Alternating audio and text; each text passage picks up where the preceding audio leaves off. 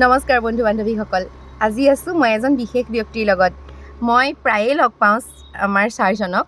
মই ৰাতিপুৱা এটা পষ্টটো দিছিলোঁ আজি। মই আপোনালোকক তেওঁৰ লগত চিনাকি কৰি দিব বিচাৰিছোঁ। আৰু তেওঁ হ'ল আমাৰ গৌৰৱ, অসম গৌৰৱ বুলিয়েই কৈছোঁ। আৰু এনেকুৱা এজন ব্যক্তিৰ লগত মই বহি যাওঁ সদায় ৰাতিপুৱা, নিজকে মই ধন্য মানিছোঁ। এয়া চিনাকি হওকচোন আমাৰ ছাৰৰ লগত। নমস্কাৰ, মই পদুম প্ৰসাদ শইকীয়া, নগাঁৱৰে হয়। মই যদিও এজন শিক্ষক, পেছাগতভাৱে এজন চৰকাৰী শিক্ষক, তথাপিও সৰুৰ পৰা মই বিহু আৰু অভিনয়ৰ লগত জড়িত। আৰু বিশেষকৈ মই অসমৰ বিভিন্ন বিহুতলীত, প্ৰতিযোগিতামূলক বিহুতলীত এজন বিহু বিচাৰক হয়। তাৰোপৰি মই সৰুৰে পৰা মই লিখা মেলা কৰিছিলোঁ আৰু সেই লিখা মেলাটো মই এতিয়াও ধাৰাবাহিকতাভাৱে ৰক্ষা কৰি আছোঁ। অসমৰ প্ৰায়কেইখন জনপ্ৰিয় বাতৰি কাকত, অসমীয়া প্ৰতিদিন, অসমীয়া খবৰ, দৈনিক বাতৰি, দৈনিক জনমভূমি আৰু বহুল চৰ্চিত আৰু বহুল জনপ্ৰিয় আলোচনী প্ৰান্তিক, এই প্ৰান্তিকতো মই লেখা মেলা কৰোঁ।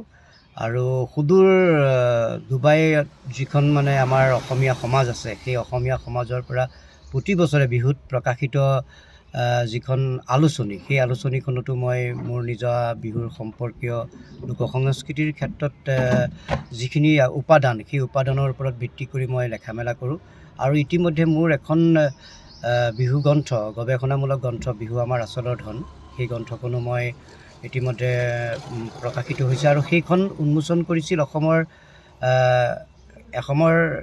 DGP পল্লৱ ভট্টাচাৰ্য ডাঙৰীয়া। তেখেত এজন সুলেখক, সুসাহিত্যিক, তেখেতে উন্মোচন কৰিছিল।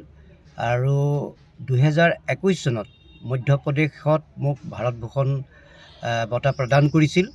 আৰু তথাপিও মই ইমানবিলাক ধৰি লওক বিহু সংস্কৃতিৰ লগত জড়িত যদিও মই শিক্ষাগতভাৱে ছাত্ৰ ছাত্ৰীসকলৰ লগত ইতিমধ্যে জ্ঞানৰ আদান প্ৰদান কৰি আছোঁ, শিক্ষাদান কৰি আছোঁ। আৰু আপোনালোকৰ আশীৰ্বাদতে মই ভৱিষ্যতে এটা নতুন জীৱন বিচাৰোঁ, যিটো নতুন প্ৰজন্মৰ কাৰণে মই সেইসকলক যাতে শিক্ষাদান কৰাৰ উপৰিও অসমীয়া সংস্কৃতি, লোকসংস্কৃতিৰ প্ৰতি তেখেতসকলক আকৰ্ষিত কৰিব পৰাকৈ অসমৰ বিভিন্ন ঠাইত যিসমূহ বিহু কৰ্মশালা হয়, সেই কৰ্মশালাসমূহত মই এজন প্ৰশিক্ষক হিচাপে প্ৰশিক্ষণ প্ৰদান কৰি আহিছোঁ। আৰু ইতিমধ্যে সকলোৱে আমি জ্ঞাত যে বিহু বিষয়টো ইতিমধ্যে উচ্চতৰ মাধ্যমিক শাখাত এটা বিষয় অন্তৰ্ভুক্ত কৰিছে। আৰু বিহুৱে ইতিমধ্যে জগত জিনিছে, বিশ্বজনীনতাৰ ফালে আগবাঢ়ি গৈছে। আৰু বিহুৱে এটা ৱৰ্ল্ড ৰেকৰ্ড কৰিছে। আৰু সেই বিহুৱে ৱৰ্ল্ড ৰেকৰ্ড কৰাৰ পৰাই সমগ্ৰ বিশ্বতেই অসমৰ লোক সংস্কৃতিটো, অসমৰ যিটো আৱেগ, যিটো স্বাভিমান, যিটো আমাৰ প্ৰত্যাহিক জীৱনৰ লগত জড়িত বিহুটো, আৰু সেই বিহু আমি পথাৰকেন্দ্ৰিক, প্ৰকৃতিকেন্দ্ৰিক আমি সকলোৱে জানো। আৰু বিহুক বাদ দি আমি অসমীয়া জনসংস্কৃতিৰ কথা আমি কেতিয়াও ভাবিব নোৱাৰোঁ। আৰু সেই চহা কৃষকে প্ৰতিনিধিত্ব কৰা এই বিহুটো ইতিমধ্যে বিশ্বজনীনতাৰ ফালে ধাৱমান হৈছে।